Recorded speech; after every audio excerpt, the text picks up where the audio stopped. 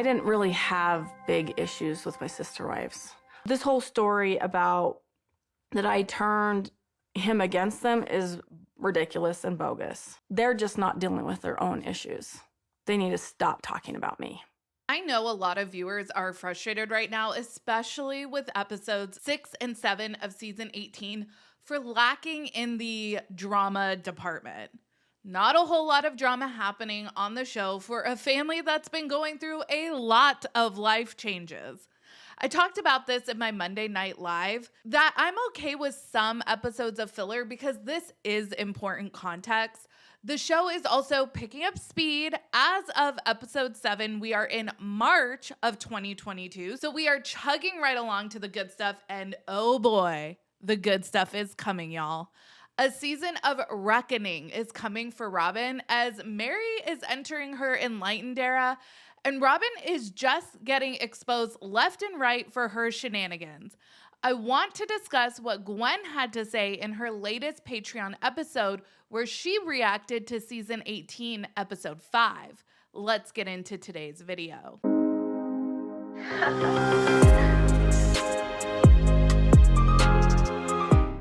Hey everyone, what's up? It's Sarah, and welcome back to my channel. In episode 5, we see the Brown family picking up the pieces from the very tense Christmas celebrations of 2021. Gwen wasn't actually present for any of the tense family gatherings because she let us know in her upload before this latest one that she wasn't invited to any of the family celebrations. She spent Christmas 2021 in California with friends. Additionally, Janelle has asked Mykelti and Gwen to not publicly react to the fight of episode 3. So Gwen reminds us in this most recent upload that she has not actually watched the fight and she does not intend to. In the upload Gwen made where she reacts to episode 4, I had commented that I was picking up a vibe that there might be tension between Gwen and her mother just off of some of the comments Gwen made in that video. One of the things she wanted her viewers to know is that we are seeing a very highly edited version of their lives in which production seems to very clearly want to paint her dad as the villain and her mom as the hero. It's very clear to me that Gwen is walking a very fine line during these reactions of not completely dragging her father for filth and still giving her patrons honest commentary. You can tell that she wants to have a relationship with her dad, and she is very keenly aware that her behavior on social media will affect that relationship. Being one of the original 13 kids has to be really hard. Nobody wants to get to a point where Garrison has gotten, where you completely write off a parent. And it's not like you write them off and then you move on with your life. Your parents and your family are public figures, and you're going to have strangers constantly asking you about said parent, and many of the kids are still participating in filming. So your family drama is very much at the forefront of your everyday lives. Gwen reacts to the scene where Christine is bringing over the beanbag chair for Janelle, and they discuss how Kody completely abandoned Savannah over Christmas. Gwen does share some behind the scenes info here when she reveals to us that those huge beanbags are actually Love Sack beanbags, which retail for over $1,000.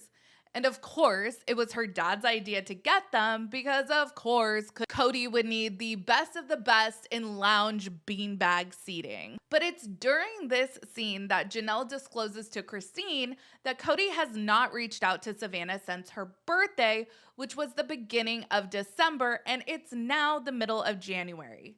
Christine is really going off in her interview about how this is really inexcusable of Kody. He's the dad, it's his job to step up. Gwen says in her reaction, like, yeah, that's a really bad look for him, and father, what are you doing? After Kody says his line of he'll bring Savannah Christmas eventually and the phone goes both ways, Gwen says on the one hand, she's like, he's my father. But then on the other hand, she's like, how do I defend this man? Do better, Kody. Do better so your kids don't feel like they have to defend your blatant bad behavior in order to have a prayer of a relationship with you. I don't think we are ever going to hear Kody's kids really drag him on the internet, and that's okay. He is their father after all, and this has to be such an awkward and surreal experience to go through.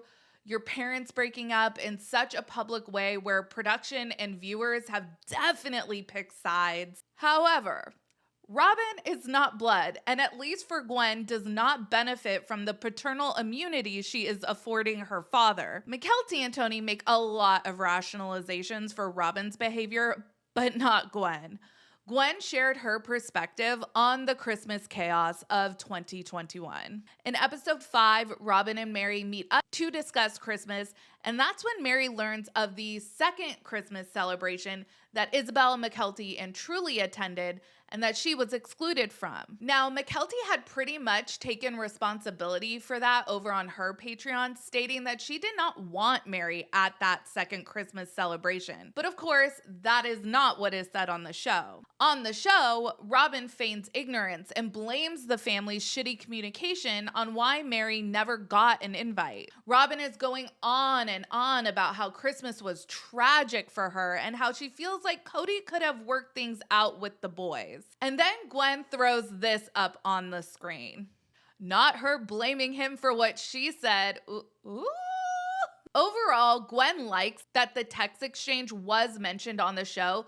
It explains a lot of the dichotomy that's going on in the family. She literally says, in this family, which I also find kind of interesting because to me, it seems like she's kind of detaching herself a little bit, almost putting herself in a position as a viewer when this is actually her real life family. I don't know. I just found that kind of interesting. Gwen affirms what Christine says on the show, that it was Robyn who ended the text exchange by saying the conversation wasn't safe anymore and that it was an effort in futility. She goes on to acknowledge that members of her family use the term safe a lot when referring to relationships and situations. Gwen is sitting there watching Robyn's couch interview and she has this face like, sure, Jan, where Robyn says she wanted Kody to work things out with the boys, and in a sing-song voice, Gwen goes, no, you didn't, you ended Christmas. Christine says the reason why they didn't get together for Christmas was because at the end of that text chain,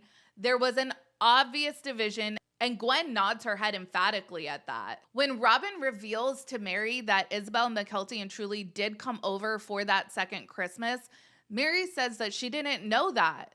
And Robyn makes some comment about like, oh, communication is so bad. And Gwen kind of mimics her tone of voice saying, whose fault is that? And it kind of just reminded me of going to a restaurant tonight. I know the owner, so it's just coming. Meri says, I don't know why Robyn is telling me this. And Gwen says, I know why she's telling you. It's because she wants you to feel this hateful division between everybody. Gwen says that Robyn specifically said kids' names because she knew it would hurt Meri. And that's the kind of subtle ways that Robyn sows seeds of division in the family. It's usually nothing big and overt. It's these small things. Gwen goes on to say that she feels like Robyn is intentional with a lot of things. Overall, Gwen doesn't seem to be buying any of what Robyn is trying to sell on the show. Remember Gwen said a joke in the text exchange? And Gwen admits on her Patreon it was meant to be snarky. And from what I gather, it may have been at that point that the text exchange went from this subtle passive aggression to overt chaos. Overall, I'm really glad to get Gwen's perspective on how Robyn's retelling of history is, according to Gwen, very intentional. You guys will have to let me know your thoughts down in the comments. As always, make sure you like this video and subscribe to my channel. Check out my second channel, Sarah Spills. A link for that will be in the description of this video. Follow me on Instagram, Threads, and Twitter at Reality Squad, and I will catch you guys in the next video. Take care. Have a good one. Much love.